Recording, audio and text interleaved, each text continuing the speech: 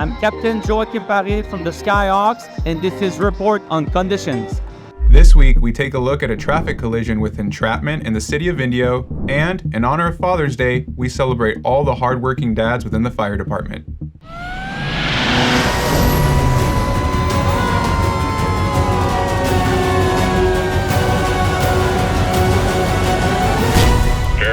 Engine 1 with report on conditions. Hi, I'm Alex Izaguirre, and thank you for joining CAL FIRE Riverside County Fire Department's report on conditions. Last week, from June 12th to June 18th, our firefighters responded to 3,741 calls for service, including 2,868 medical emergencies and 125 fire-related calls. Of the fire calls, 40 were vegetation fires and 17 were structure fires. Let's check out a few highlighted incidents from the past week.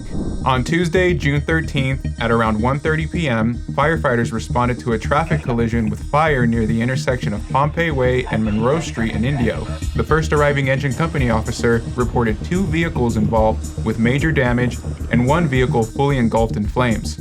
Firefighters were able to contain the fire to the vehicle after about 15 minutes, and 2 patients were assessed by paramedics.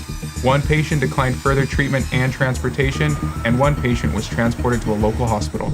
On Wednesday, June 14th at around 10:30 in the morning, firefighters responded to a report of a vehicle that had crashed into a commercial building in the 27,200 block of Sun City Boulevard in the city of Menifee. The first arriving engine company officer reported a small crossover SUV that had crashed through the front window of a large grocery store. Thankfully, both the driver and passenger were not injured, nor were any patrons in the store. Firefighters remained on scene for about an hour to assist the store with cleanup. In the morning hours of Thursday, June 15th, firefighters responded to a reported 2-vehicle traffic collision near Avenue 48 and Heifetz Drive in Indio. The first arriving medical unit reported 2 patients that were trapped. After about 10 minutes, firefighters extricated the first trapped patient, who was transported via ground ambulance to a local hospital with minor injuries. The second patient was extricated about 15 minutes later and was transported to a local hospital with moderate injuries. Fire personnel were on scene for an additional hour, assisting Indio police with cleanup of the roadway. At about 4 p.m. on Friday, June 16th, firefighters responded to several 911 calls about a house on fire in the 18,000 block of Palawala Drive in unincorporated Blythe.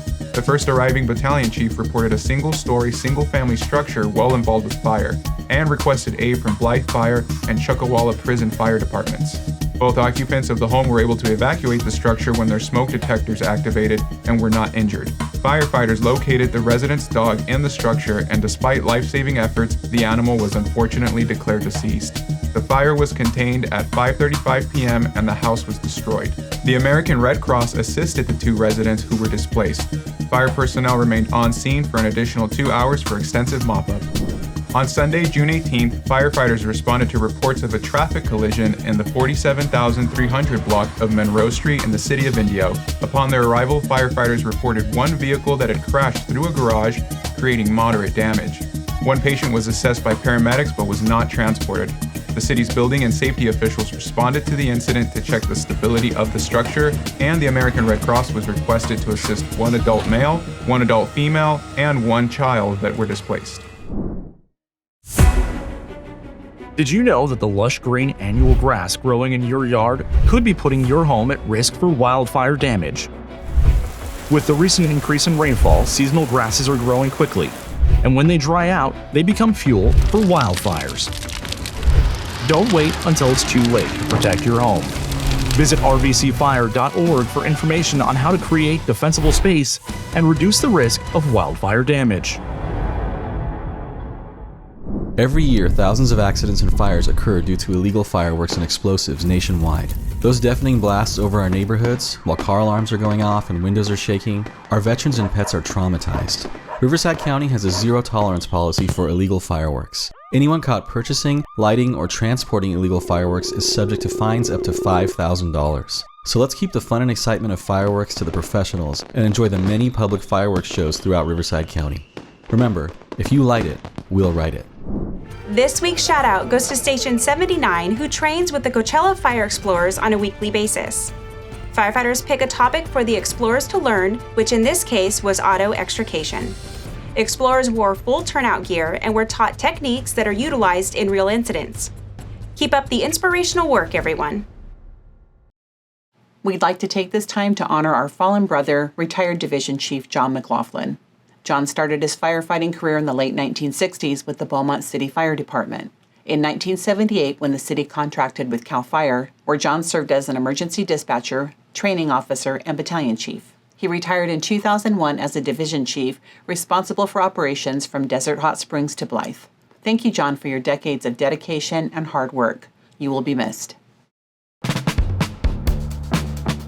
With Father's Day this past Sunday, we'd like to give this week's strong work to all the hardworking dads within the department.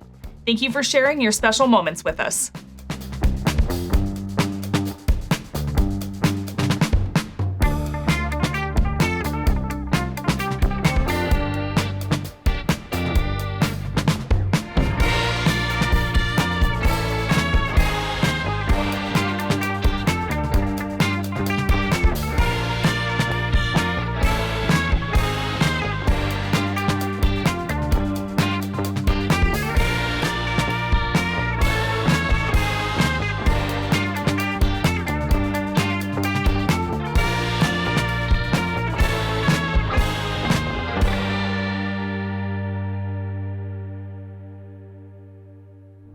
That's it for this week's Report on Conditions. Be sure to follow at CalFireRRU on Twitter, Instagram, and Facebook to stay up to date on incidents as they happen. Did you happen to capture any pictures or videos of our firefighters in action? If so, please send them our way at rrupio@fire.ca.gov. On behalf of your CAL FIRE Riverside County Fire Department Public Affairs and Community Education Bureau, I'm Alex Izaguirre. Thanks for watching.